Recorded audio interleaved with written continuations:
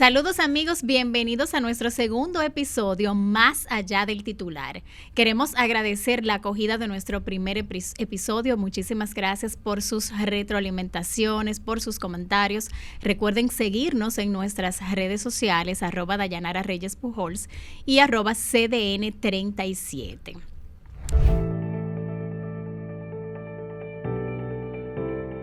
Hoy tenemos un tema súper interesante con un invitado muy especial. Hoy queremos hablar sobre el ritmo de elegir. Y es que no importa las circunstancias, las personas, en algún momento nos hemos visto en esta situación. Cuando nos vamos a casar, cuando tenemos que elegir nuestra carrera, cuando queremos cambiar de país, tener hijos, muchas son las circunstancias. A veces nos dejamos llevar por una percepción, actualmente por las redes sociales, a veces la influencia de la familia, a veces no tenemos un propósito claro. Sin embargo, el ritmo de elegir también tiene una responsabilidad y una conciencia individual que responde mucho a quiénes somos, cuáles son nuestros valores. Y en esa consonancia tenemos que tener esa coherencia para nosotros elegir nuestro ritmo. Sin embargo, tenemos muchas preguntas. ¿El ritmo es más personal? ¿El ritmo es de acuerdo a la circunstancia que estoy viviendo en ese momento, a la familia de donde provengo? No sé, muchas preguntas, pero para eso tenemos a un profesional que yo quiero decir que yo admiro mucho y que leyendo su perfil, ver que cuando tú estás escalando en tu profesión y llegas a cierto estatus que vas evolucionando, no te quedas en esa zona de confort, esa comodidad que es peligrosa, sino que él decidió seguir evolucionando. Él es licenciado en comunicación social, durante muchos años estuvo como maestro de ceremonias, como editor, como redactor, y dentro del periódico Listín Diario estuvo creciendo en diferentes puestos de trabajo. Y tuvo una columna que particularmente yo leía siempre, Body and Soul, y quedé marcada por un artículo en específico donde él hablaba de que a veces se está aspirando a ser líder de una organización, de personas y demás. Sin embargo, lo más importante es liderarnos a nosotros mismos. Y quiero decir que después él fue evolucionando, es psicólogo y tiene su maestría en terapia familiar. Él es Ricardo Pichardo. Muchísimas gracias por aceptar esta invitación. Te lo agradezco significativamente. Gracias a ti, Dayanara. Este título me encantó, más allá del titular. La verdad que tú debiste haberme informado que te ibas a decir todo eso de mí para yo haberme preparado, pero no, te agradezco a ti la invitación de que me des la confianza de ser tu invitado en este proyecto, que sé que le has puesto muchas ganas y sé que va a educar bastante. Yo sé que esa es tu principal misión como comunicadora. Claro que sí, mi sello. En medio de la prisa diaria olvidamos algo esencial. Nuestra salud se construye en las decisiones que tomamos cada minuto. Elegir qué comer, cuándo descansar, a quién escuchar o cuándo pausar, todo eso marca la diferencia. El ritmo de elegir no siempre es correr más rápido. A veces es detenerse y escuchar al cuerpo. Cada pequeña elección es un voto por nuestro bienestar. Cuidarte no es un lujo, es la base para sostener tu vida, tu trabajo y tus sueños. Recuerda, tu salud está en el ritmo de lo que eliges cada día.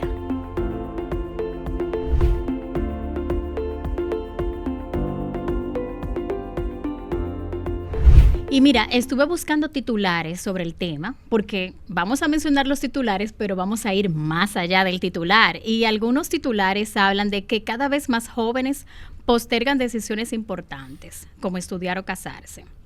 Necesariamente no solamente las mujeres, aunque siempre en los titulares se tiende a visualizar más los casos de nosotras. Otro titular dice: la presión social influye en cómo hombres y mujeres toman decisiones financieras y profesionales. Y leemos otros también que dicen: muchas personas sienten ansiedad por no cumplir con los tiempos correctos en la vida. Hablemos sobre esto. Mira qué interesante, cuando me llamaste y me propusiste esta idea, me pareció genial porque es algo que vemos mucho a diario. Me imagino que cualquier persona que nos está viendo, escuchando, se puede identificar muy fácilmente Pero nosotros, los psicólogos, en mi rol de psicólogo, lo veo mucho en terapia. Personas que te llegan con que me siento estancado, que pasa que mis compañeros o mi grupo de amigos siento que está más adelante que yo.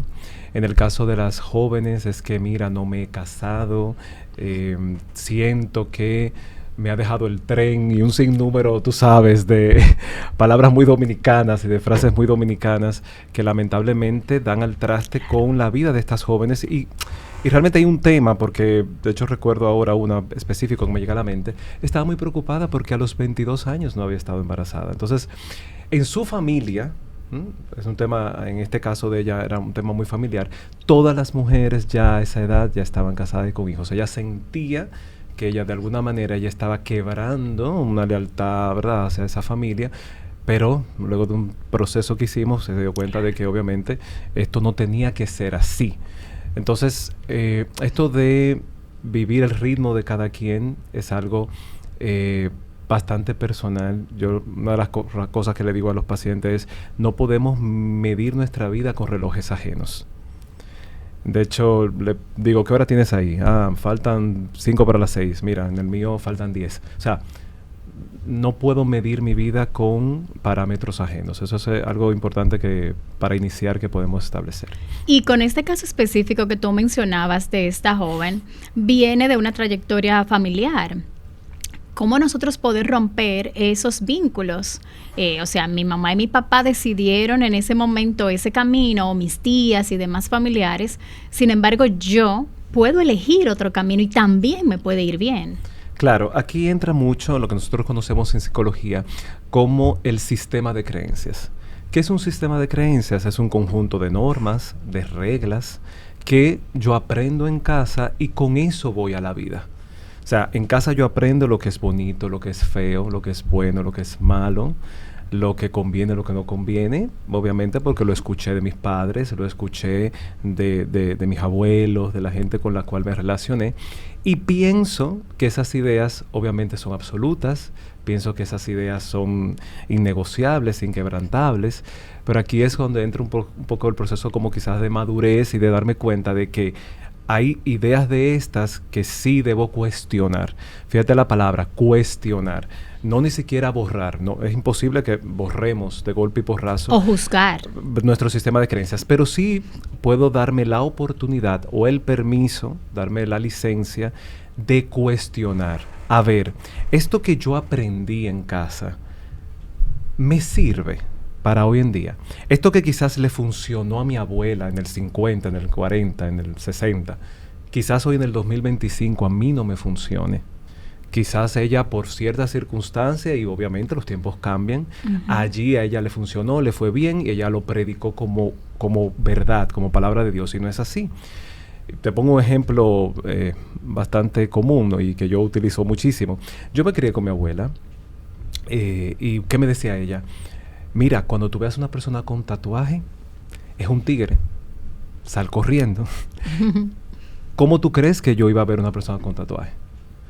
Como un delincuente, un tigre. Y realmente la pregunta es realmente así? ¿Todo el que tiene tatuaje es delincuente? No. Entonces, fíjate que vengo que cuestionar mi sistema de creencias. Entonces, yéndonos al tema puntual, es ver, mi mamá se casó a los 13 o se fue con mi papá a los 13 años. ¿Quiere decir que es así que debe ser? Mi mamá tuvo 13 hijos. ¿Quiere decir que hoy día también eso a mí me va a funcionar? Pues definitivamente no. Son otros tiempos, otras circunstancias. Y lo que me impide a mí entenderlo muy fácil y decir, sí, pero mira, eso está súper fácil, eso está pues bastante visible, es lo que nosotros en psicología llamamos como lealtades invisibles. Me cuesta romper con los parámetros o con las enseñanzas de mi familia porque entiendo que si los rompo, obviamente estoy incumpliendo, estoy rompiendo esa lealtad. Y lo importante es que espacios como estos nos puedan ayudar a que podamos por lo menos pensar y cuestionar ciertas ideas que nosotros tenemos. Por ejemplo, esta de que yo a los tantos años ya tengo que estar casado, con hijo, con el carro, con el perro, con, Sí. con un sinnúmero de cosas. ¿Y qué pasaría si eso no es así? Con expectativas muy altas. Muy altas o expectativas que son ajenas, que es lo lamentable. Ricardo, ahí viene también el tema de la oveja negra.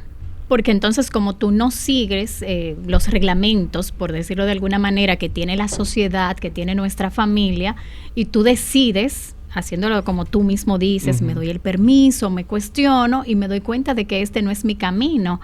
Entonces me titulan la oveja negra. ¿Cómo manejar ese tipo de situaciones? Porque ahí entra un tema de límites también. Claro que sí.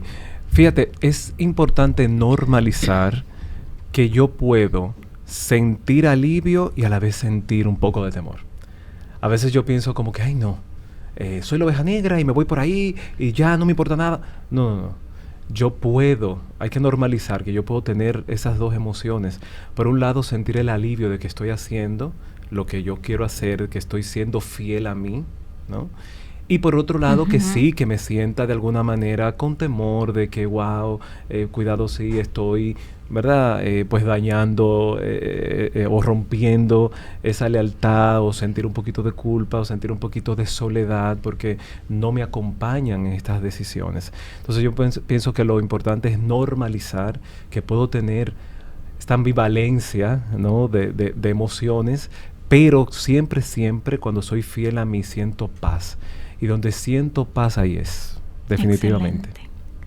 Uno de los titulares que más vemos es que las mujeres especialmente, pero también está pasando con los hombres, están aplazando la maternidad, están decidiendo hacerlo un poquito más tarde y ahí se juzga un poquito el por qué se ha hecho ese cambio. Hablemos un poquito sobre esa construcción social o esa transformación que hemos tenido, porque ha sido un cambio de pensamiento, de paradigmas. Así es. De hecho, se estima que se está retrasando, bueno, hay varias medias, pero los países que pertenecen a la OCDE, dicen que hay estudios que dicen que el promedio sería unos 25, 26 años, y se ha retrasado a unos 29, casi 30 años.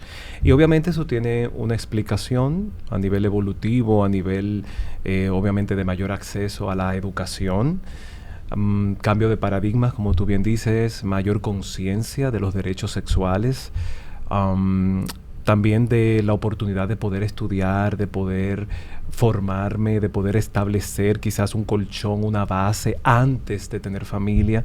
Fíjate que todo esto que venimos hablando, pues ha dado como resultado esto que decimos de que se ha retrasado un poquito este proyecto de familia. Fíjate que antes, sobre todo en el caso, vamos a decir, de las mujeres, se le inculcaba mucho el hecho de que tú naciste para ser madre.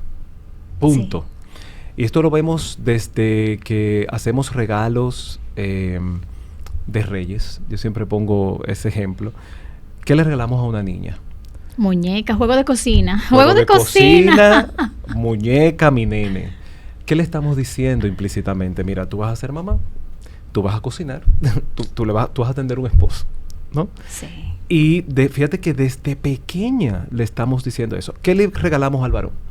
Un carro, un avión, un bate, una pelota. O sea, lo estamos invitando a soñar, a salir fuera del hogar. A la niña no. ¿Qué pasa con esa joven que siente que de alguna manera ya llegó una edad y yo no tengo esto para la cual me preparé?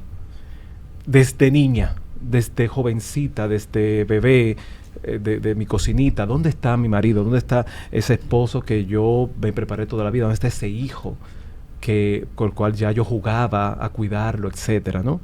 Cuando esto no llega, por la razón que sea, fíjate todos los sentimientos de fracaso, de inutilidad, de sentirme no exitosa, porque para lo que me formé, pues no lo puedo tener. Y ahí viene otros temas de cuando tengo quizás una relación, aferrarme a ella aunque no sirva y aunque no funcione, porque, bueno, es que si te dejo ir, estoy abandonando mi proyecto, estoy abandonando para lo que yo entiendo que fui educada y que fui formada. Fíjate qué interesante esto. Entonces, volviendo quizás al meollo de la pregunta, hemos retrasado a nivel de sociedad y de cultura las que pueden obviamente tener esta apertura, obviamente porque prefiero primero formarme, tener una base para tener recursos inclusive. Y hay algo peor, Dayanara, nosotros tenemos en consulta, y da mucha pena esto, muchísimas mujeres que se sienten culpables porque no quieren tener hijos. O sea, no es ni siquiera que lo quiero retrasar, es que no lo quiero tener. Y esto es algo de hasta cierto punto hasta valiente de su parte, que una persona reconozca y diga, mira, no quiero. Y la maternidad es un acto de responsabilidad muy grande. Claro, y yo prefiero obviamente que tú seas consciente y que tú digas, mira, yo entiendo que no quiero, que quizás no tengo las competencias, etcétera, a que tú tengas un bebé por tenerlo o porque haya que tenerlo y luego lo maltrate, no lo quiera y de alguna manera lo maleduque o simplemente lo abandone o un sinnúmero de cosas más o no esté disponible emocionalmente para ese niño. Entonces, así de casos de mujeres que han entendido que obviamente no solamente quieren retrasarlo, sino que no lo quieren tener. Y conectado un poco con lo que tú decías, también el sentimiento de culpa, que yo lo he vivido en carne propia, porque a veces nos estamos dedicando un poquito más a los esfuerzos del proyecto profesional. Por ejemplo, en este caso que estamos iniciando, hay que darle mucho más energía. Y entonces llega ese momento de culpa que tú dices, yo debería de estar con mi hijo, yo debería de llevarlo al colegio, no estoy para buscarlo. Y así pasa también el sentimiento de culpa, quizás con este mismo ejemplo que tú dices, o sea, la sociedad, mi familia me exige que yo necesito tener familia o que necesito tener un cuadro familiar de X tipo y no, eso no es lo que yo quiero para mi vida y entonces viene el sentimiento de culpa y las decisiones mal tomadas, comenzamos a mal elegir. Claro que sí, mira, esto es mucho más allá de lo que creemos, o sea, se da mucho, a ustedes las mujeres lamentablemente, vamos a decir en Latinoamérica, por no decir a nivel mundial, pero sí en Latinoamérica, se le ha introyectado esa culpa y ese temor de ser mala madre. Eso es un temor que ustedes las féminas han tenido que manejar mucho. Y fíjate cómo tú misma me dices, mira, yo lo estoy viviendo. Sí. Y nada más lejos de la verdad. Si bien es cierto que hay una etapa evolutiva en la etapa del ciclo vital de ese niño donde obviamente cuando está recién nacido sí necesita obviamente todo, vamos a decir, tu tiempo porque es una criatura que depende 100% de ti. Sin embargo, lo que han aprendido ustedes es como que así debe ser hasta que el muchacho hasta muera a toda la vida y no debe ser. De hecho, está comprobado científicamente que sobreproteger también es muy malo. Tan malo como es abandonar a un niño, pues también es mucho peor quizás en la sobreprotección porque entonces lo dejo sin recursos. Y fíjate que ustedes o hemos aprendido a que, bueno, yo quiero que mi hijo esté bien, pero yo estoy mal y no funciona de esta manera. Para que mi hijo esté bien, yo como madre o yo como padre tengo que estar bien porque soy yo entonces de esta manera que le doy el permiso para que ese hijo sea exitoso. No hay forma que un hijo tuyo sea exitoso, sea feliz, si tú eres una desgraciada emocionalmente hablando o si tú no has tenido éxito. Porque el pensamiento es, ¿cómo lo voy a hacer yo si mi mamá no lo fue? Ahora, cuando él te ve a ti contenta, feliz con tus planes, con tus proyectos, entonces él siente la libertad de hacer entonces mi vida y no siento la carga de que me tengo que quedar, aunque sea emocionalmente, porque mamá entonces dio todo por mí, ¿cómo me voy yo a ir ahora? Eso es muy importante. Quiero destacar que una de las razones por las cuales yo pensé en Ricardo para tratar este tema específicamente era porque si venía otra mujer íbamos a comenzar a victimizarnos con este tipo de situaciones que se está viviendo, mientras que un hombre puede darnos otro contexto, otra óptica sin necesariamente ser paternal, sino que él con su visión profesional y personal nos puede ampliar. Y con eso que tú decías, y hablando del empoderamiento femenino, o sea que queremos empoderarnos, ser profesionales, buenas madres, buenas esposas, pero cuando yo postergo todas estas decisiones, ¿cómo lo vive el hombre y cómo lo vive la mujer?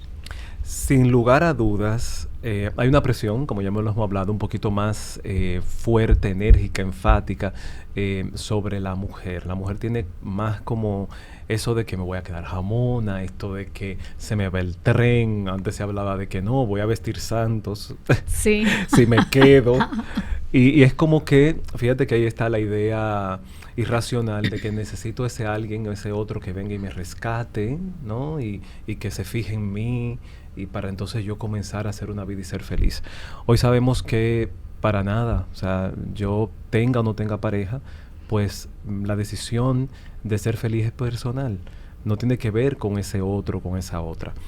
Am, Gracias a Dios, ¿verdad? Y gracias a todos estos avances que hemos tenido, vemos, aunque muy poco y muy lento, ese acercamiento también que ha tenido el hombre con la responsabilidad o la corresponsabilidad que tiene en la crianza de los hijos e hijas.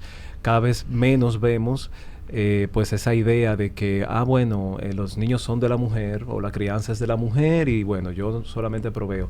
Así fue que aprendimos y aunque todavía esto está muy en el imaginario, ¿no? En el inconsciente de las personas, vemos como cada día hay más hombres involucrados. Hay una presión también que es, vamos a decir, biológica. Es cierto que a nivel de biología, ustedes las mujeres, obviamente, pues con el paso de los años y luego de los 35, pues las posibilidades de fertilidad pues van disminuyendo. Quizás con el hombre ya puede tener un hijo a los 50, 60 sin ningún tipo de problemas. Entonces quizás ahí en la mujer, por la parte biológica, vamos a decir que hay un poquito de presión de que mira, a los 35, a los 40 debería, obviamente si quieres ser madre, pues deberías irlo, ¿verdad? Pensándolo, ¿no? Pero lo más seguro que tenemos, Dayanara, lo único seguro que tenemos en la vida es la muerte. No ni siquiera la posibilidad de que me voy a casar, que voy a tener hijos. O sea, nosotros nacemos y no tenemos constancia de nada, sí de que nos vamos a morir. Es lo único. Y se nos habla tan poco de la muerte. Es a lo prepararnos único. para nuestra propia partida y para la partida de nuestros seres queridos. Así es. Entonces, si eso es lo único que yo tengo seguro, puede ser que no me case, puede ser que no tenga hijos, puede ser que no se haya dado la oportunidad o porque no quiera, porque no, lo que sea, ¿no? Pero que esto, mi vida, yo quiero que quede claro, es que mi vida no puede estar sujeta, mi felicidad no puede estar sujeta a este ideal de familia. Yo conozco personas, y sobre todo, bueno, mujeres, que desde los 12, 13 años tienen el nombre hasta del perro. No, porque cuando yo me canse, y entonces vamos a vivir, y entonces vamos a tener un perrito que se va a llamar... O sea, fíjate que hago mi vida en función de eso. Y demasiado. cuando yo no tengo eso, cuando yo tengo esa foto, vamos a decir así, mira, yo quiero esto. Cuando no se da esa foto, obviamente mi vida no tiene sentido. Me frustro bastante. Entonces, no es que no tengamos proyectos, no es que no tengamos aspiraciones, pero que de alguna manera no veamos como que esa es la única manera o la única forma de vivir. Y asociado a esto que tú dices, hay una base de educación. En el caso mío, por ejemplo, que somos madres, ¿cómo educar a nuestros hijos o cuáles herramientas o cuáles ejemplos darles, aunque los ejemplos son los más cercanos, ¿verdad? Nosotros mismos, la base de la familia. Para que pueda discernir sin sentirse culpable, porque igual le pasa a los hombres también, me imagino, ¿verdad? Claro, claro. Con el tema de las decisiones. Y hay decisiones, como yo decía en la introducción, que son simples, como elegir tu carrera. Pero a veces, por ejemplo, a mi hijo ya le dicen, tú vas a ser comunicador, ¿verdad? Y él me dice, no, mamá, porque la gente me pregunta eso si yo quiero ser futbolista, que es muy diferente, o quiere ser doctor como mi esposo.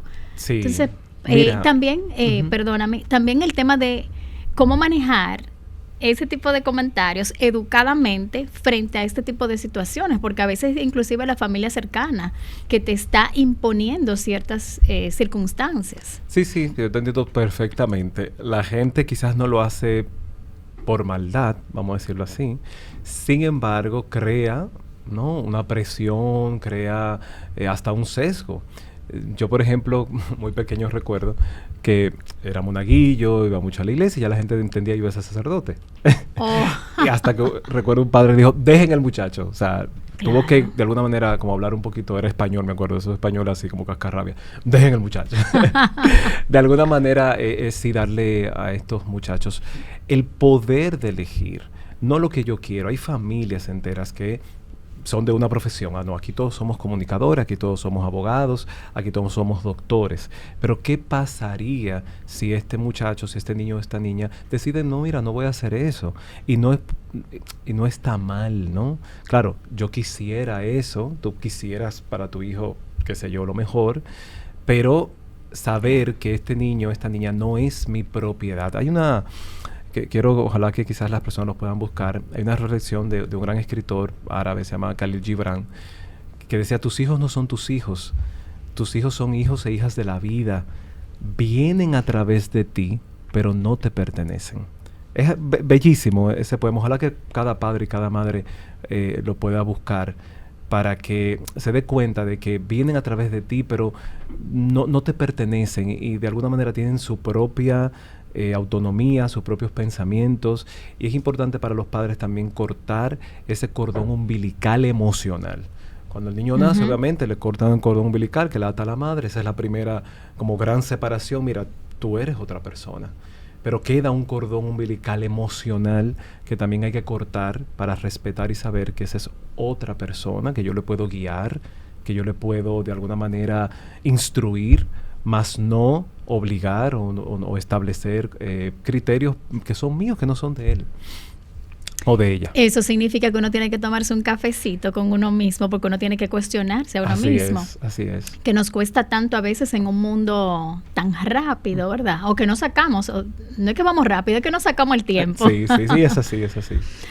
Ricardo, venimos evolucionando, evidentemente. Ya no somos las madres ni los padres de cuando eran nuestros abuelos, nuestros padres, nosotros somos distintos. ¿Cómo tú visualizas el poder elegir 20 años más adelante, por ejemplo? Mira, vamos a ver, la estamos viendo, pero quizás la vamos a normalizar más. Familias diferentes. Nosotros tenemos la percepción de que familia es papá, mamá e hijos. O sea, es la verdad, Ujú, lo que tenemos en la mente. Pero no, ¿qué pasa con las familias que son monoparentales? ujú, ¿Qué pasa con las familias que no tienen hijos? Quizás no porque no quieran, sino porque no pueden. ujú. Nosotros, Dayanara, no somos tan fértiles como pensamos. Hay un 25% de parejas que no van a poder tener hijos. Wow, un De manera, 25 es de manera alto. natural. De manera natural. Pueden recurrir, ¿verdad?, a inseminación artificial, etcétera. Y de ese 25, un 7 no se sabe por qué.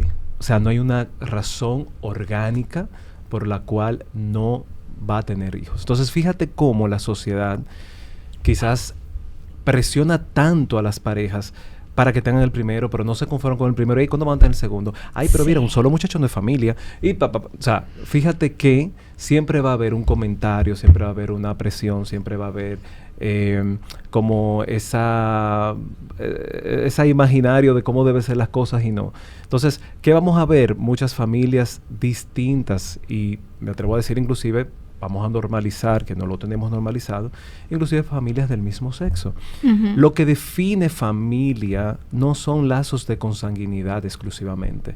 Familia es donde tú puedes desarrollarte como ser humano. Familia es donde te unen lazos de respeto, lazos obviamente de apoyo, de compañía emocional. Ahí es tu familia, la que tú puedes elegir. Si puedes tener hijos, ok, si quieres tenerlo.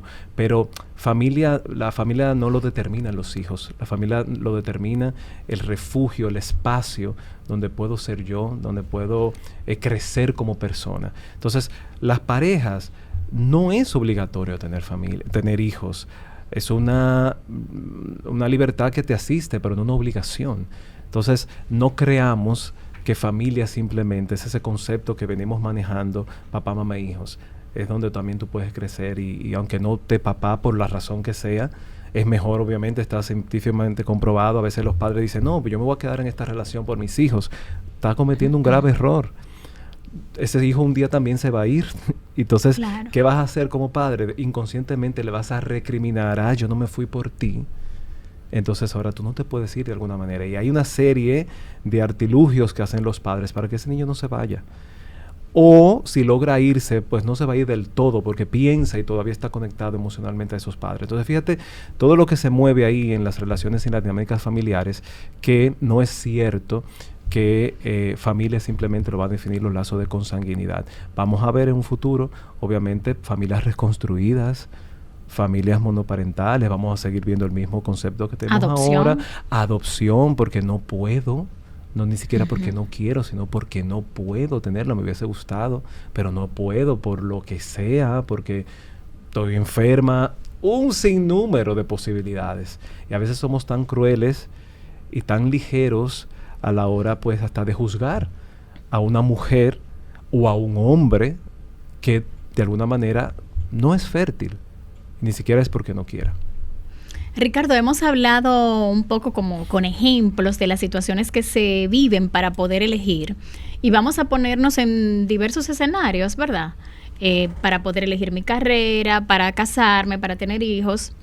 Así como hemos estado mencionando, ¿cuáles son esas herramientas para yo tomar decisiones conscientemente, conmigo misma, sin dejarme llevar por esas presiones externas? Muy bien.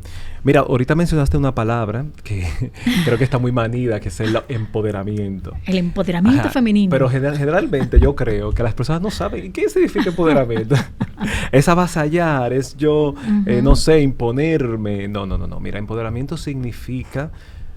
El título que da nombre a este programa significa el poder de elegir, el poder de preguntarme y cuestionarme qué realmente yo quiero para mí, para entonces no dejarme arrastrar por esa corriente, por esa presión, por esos sesgos, ¿no? Que me impone la familia, que me impone la sociedad. Entonces, empoderarme, vamos a utilizar esta palabra, es yo poder elegir. Es yo poder elegir de acuerdo a mi criterio, de acuerdo a mi visión, de acuerdo a con lo que yo me sienta en paz. Entonces yo pienso que esa es, vamos a decir, como la primera herramienta. En segundo lugar está el autoconocimiento.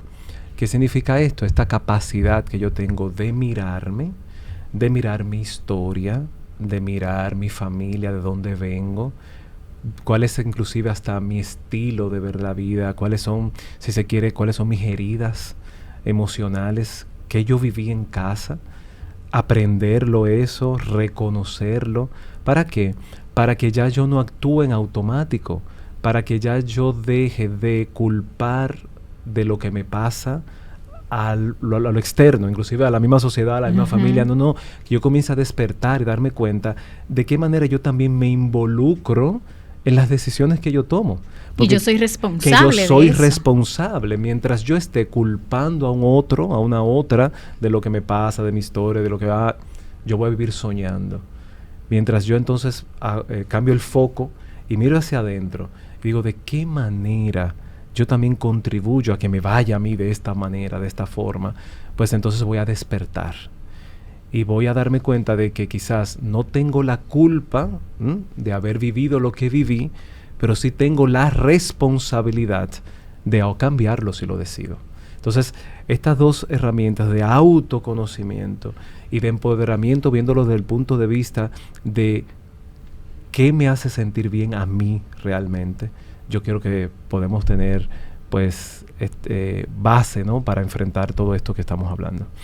Bueno, evidentemente ir a terapia también. Por ejemplo, a mí me pasó un acontecimiento esta semana y bueno, no le estoy recomendando a las personas que hablen con sus amigos ni con ningún familiar, pero me di cuenta que solamente conversarlo con una persona que no me va a juzgar, que me va a dar su propia opinión, y cómo yo me quité un peso de encima solamente hablándolo. Y creo que también otra técnica que yo también utilizo es la escritura terapéutica. Yo lo escribo y cuando tú lo dejas en reposo y tú regresas y tú dices, Dios mío, yo me estaba ahogando en un vaso de agua. Esa es la opinión de Ricardo, pero realmente yo lo veo desde esta óptica y voy a seguir por este camino. Entonces también es algo interesante. Claro que sí. No, bueno, todo aquel, a gente me pregunta, pero yo tengo que ir a terapia. Bueno, es interesante que cualquier persona, no importa, ¿verdad? A veces pensamos que tengo que ir a terapia cuando tengo un problemón que no lo pueda manejar. No. Yo pienso que todas las personas pueden darse el permiso de hacer un proceso terapéutico.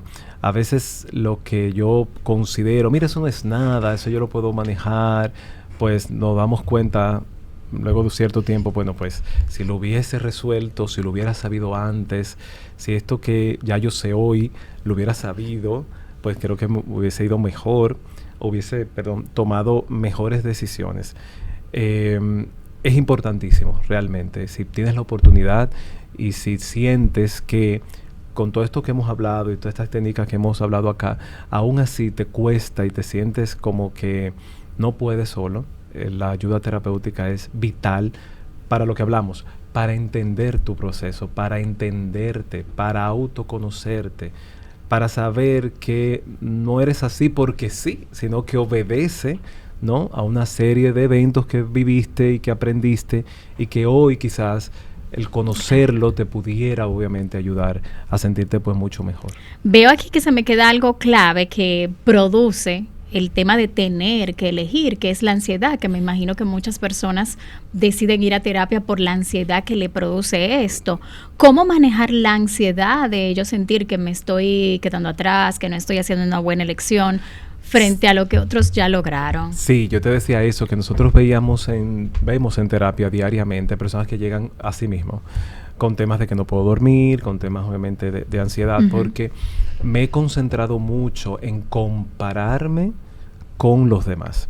Y el tema de las redes sociales ha venido a ser crucial en esto. Las redes sociales, todos sabemos, ¿verdad?, que es un escaparate, es una vitrina, donde las personas muestran lo mejor, muestran lo más chulo de su vida, pero obviamente esa no es la realidad o no es el 100% de su cotidianidad. A veces podemos ir a un restaurante muy de moda que hay en la ciudad y subo mi plato y tal, pero cuando estoy en casa comiéndome un plátano con huevo, eso no lo subo, ¿no? Entonces esa no es la realidad de ese restaurante, de que puedo ir, etcétera. Entonces eso me lleva a mí, o le lleva al ser humano que no tiene esto claro, a vivir en una constante comparación. Y obviamente es algo tan injusto compararme con eso que veo allí, porque eso que veo allí, primero, no es verdad, y segundo, me estoy comparando con personas que no tienen de alguna manera mis mismas circunstancias. Yo recuerdo, me llegó una persona la semana pasada a consulta con esta misma problemática, y bueno, y me contaba, cuando decíamos su historia de vida, bueno, que su papá, por ejemplo, duró 2 años enfermo, en cama, etcétera. Y esta persona se sentía que de alguna manera no había avanzado. Y cuando pude hacer la correlación, yo, mira, pero con esa persona que tú te estás comparando, no tuvo su papá enfermo 2 años. Quizás eso no te permitió, pues, ahorrar, no te permitió, ¿verdad?, tener recursos para seguir quizás haciendo una maestría, etcétera. Tus circunstancias no eran las de esa persona. Y en ese momento la salud de tu papá sí era prioridad. ¿Te das cuenta por qué no podemos medir nuestra vida con relojes ajenos?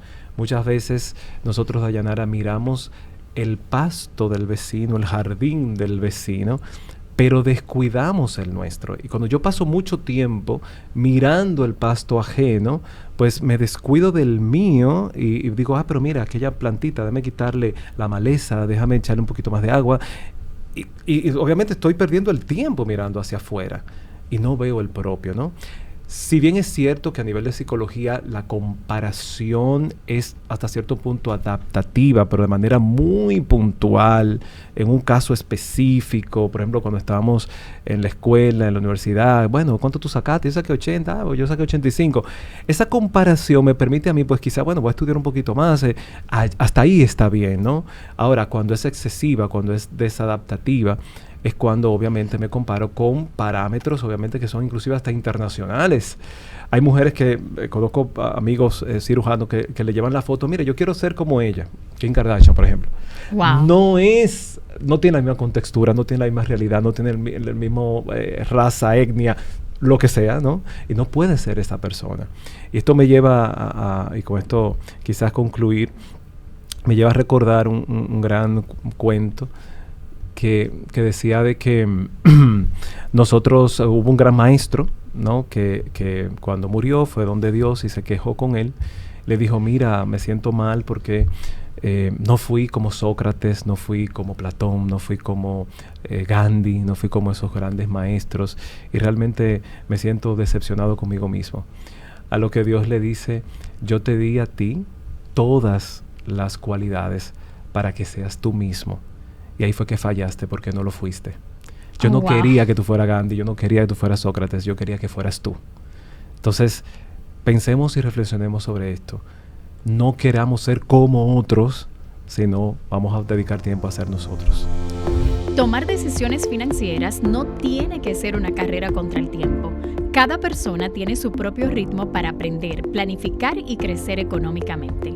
Antes de hacer cualquier inversión o gasto importante, pregúntate, ¿esta decisión refleja mis prioridades, mi verdad o estoy actuando por presión o por seguir lo que otros hacen? Respetar tu propio ritmo te permite construir un futuro más sólido, consciente y libre. Recuerda, tu bolsillo también tiene su poder cuando eliges con calma y responsabilidad. Y finalmente, para invitar, vamos a hacer como un pequeño resumen de cuáles son esos beneficios o cómo la persona realmente se siente, esos sentimientos, lo que vive positivamente cuando decide elegir por sí mismo para motivarlos a que sigan el camino que deben de seguir. Saber que tu vida, ¿no?, es tuya y que no le pertenece ni siquiera a tus padres. Tener la visión de que debo cortar, como hablamos ahorita, ese cordón umbilical emocional. Cuando yo soy capaz de cortarlo, porque lo tengo que hacer yo, o sea, lo tengo que hacer el individuo, generalmente quien tiene la llave de nuestra libertad es mamá, pero esa llave ella no nos la da. Esa llave nosotros tenemos que robárnosla. ¿Y cómo nos las robamos? Haciendo lo que nosotros entendemos que tenemos que hacer. ¿Me voy a equivocar? Probablemente. Pero fruto de esa equivocación es que voy a aprender a vivir con mis propios parámetros, mis propios criterios. No quiere decir que todo lo que aprendí es malo, no quiere decir eso, ni estoy diciendo eso, pero hay cosas que sí yo sé que pudiera por lo menos cuestionarme y decir esto que yo pienso hoy, o esto que le funcionó, esto que decía mamá, le funcionó quizás a ella en otra época, en otra circunstancia, en otra sociedad. Eso quizás ya hoy a mí no me funciona. Y yo cambiarlo, porque siento que aquí me va a dar paz, pues obviamente es un poder que nosotros podemos elegir. Y ojalá que lo podamos hacer. Qué palabras más poderosas y de tanta motivación para motivarlos a ustedes a que puedan elegir su camino fuera de esas fuentes externas. Bueno, me imagino que ya mucha gente quiere tu contacto para ir a terapia. Ricardo, ¿cómo podemos contactarnos, hacer una cita contigo? Mira, hay un número de WhatsApp, le van a responder inmediatamente, sea a través del 809-873-8786. Repito, 809-873-8786, ahí pueden escribir y también pueden seguirme a través de @psicohumanizar en Instagram, que ahí obviamente estamos tratando de llevarles un contenido parecido a este, ¿verdad? Con todos los temas que vamos viendo diariamente en terapia y que también son de su interés. Así que con mucho gusto nos vemos por allá. Síganlo porque también él está haciendo unas recomendaciones los domingos, unas reflexiones muy interesantes que yo siempre veo. Reflexiones de domingo. Reflexiones del domingo. Así que muchísimas gracias, Ricardo, por compartir con nosotros sobre este tema. Esperamos que tengan luz para tomar sus decisiones, que vean sus fuentes externas, que se tomen ese cafecito con ustedes mismos y que puedan hacer buenas elecciones.